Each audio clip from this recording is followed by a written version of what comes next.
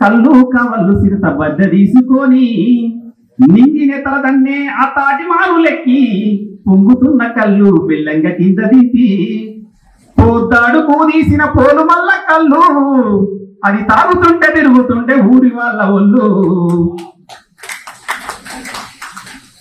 ఈదురు గాలుల్లా ఈతమానుల లెక్కి కాడిన చెమటని కళ్ళై తెచ్చితే కష్టజీవులకి వాళ్ళ కష్టాన్ని మర్చిపోవడానికి ఒక గౌడన్న పైకి ఎక్కి కిందికి దిగే వరకు తను బతుకుతాడా చనిపోతాడా తెలియని పరిస్థితుల్లో తమ బతుకుల్ని పణంగా పెట్టి మనకి పాలదారం లాంటి కళ్ళు తెచ్చిపోసిన ఒక గౌడ కుటుంబంలో జన్మించినటువంటి సాయుధ తెలంగాణ పోరాట యోధుడు మల్సూరి గారి సభకు మీరందరూ రావడం మనందరికీ కూడా గర్వకారణం.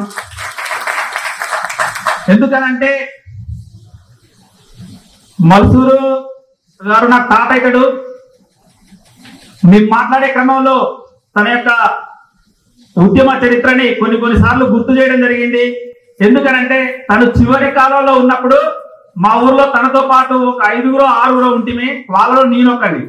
ఆయన ఎవరు చెప్పుకుందామన్నా కూడా చెప్పుకోలేడు కాబట్టి ఆయనే ఒక సాధారణ పేద గౌడ కుటుంబంలో జన్మించి ఇక్కడ ఎట్టి అనేది జరుగుతుండే. ఎట్టి అంటే ఏంటంటే ఒట్టి పుణ్యాన్ని చేసేదే ఎట్టి. అట్లాంటి సందర్భంలో ఎట్టి రోజులలో మట్టికి మాటలు నేర్పి గడ్డి పరకల్ని గడ్డపారల్లాగా తయారు చేసి బాంచందొర కాల్ముక్తన్న వాళ్ళ చేత బందూకులు పట్టించి ఒక మహత్తర వీర తెలంగాణ సాయుధ రైతాంగ పోరాటాన్ని నడిపిన వీరిల్లో దళ కమాండర్ గా మా గ్రామం నుంచి పనిచేయడం అనేది మా అందరికీ గర్వకారణం. అలాంటి అత్యున్నతమైనటువంటి వ్యక్తి మల్సూరు గారు ఈ ప్రజల్ని సమీకరించడంలో, ప్రజల్ని చైతన్యవంతం చేయడంలో కళలు పాటలు అనేవి చాలా ప్రాముఖ్యతని సంతరించుకుంటాయి.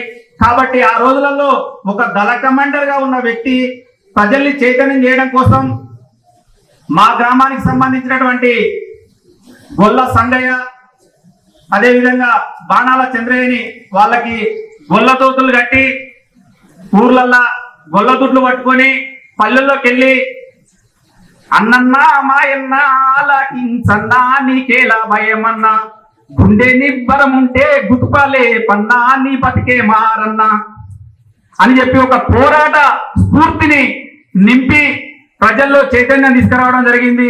అదేవిధంగా రజాకార్లకు సంబంధించినటువంటి విషయంలో ఎలకపల్లి నుంచోని ఏపూర్ దగ్గర అప్పుడు స్టేషన్ ఉండేదంట.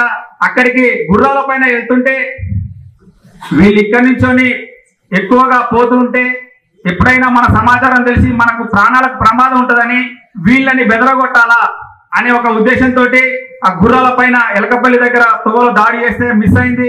మళ్ళా ఇక్కడికి వచ్చి ఇక నూతన కళ్ళు లింగంపల్లి యూదుల కాడ అక్కడ వాళ్ళ పైన దాడి చేసి ఒక గుర్రాన్ని గుంజుకొని గుర్రాన్ని తీసుకొని మళ్ళా ఊరికి తీసుకొచ్చి మేము మొనగాళ్ళం రా నాయన రజాకారుల్ని తరిమి కొట్టినాము, వాళ్ళ గుర్రాన్ని పట్టుకొచ్చినాము అని చెప్పి ప్రజల్లో ధైర్యాన్ని నింపడానికి ఇట్లాంటి పోరాటాలు చేసిర్రు. అతనితో పాటుగా ఇప్పుడున్నటువంటి సమాజంలో అసలు ఈ యొక్క తెలంగాణ ప్రాంతంలోనే ఒక మట్టి పాట పుట్టిందనంటే అది ఎలకపల్లిలో. బండెనక బండి కట్టి 16 బండ్లు కట్టి ఏ బండ్లెవతో కొడుకు నైజాం సర్కరోడ్ అని పాట రాసినటువంటి నగెల్లి యాదగిరి తిరుమలగిరిలో జరిగినటువంటి మిలిటరీ టక్కు పైన దాడిలో పౌరుషంగా ముందుకు ప్రాణాలు పోయేంత వరకు పోరాడిండు. కాబట్టి అలాంటి వీరుడు కూడా మా ఊరి పక్కనే పుట్టడం అనేది ఒక మహోత్తరమైన విషయం.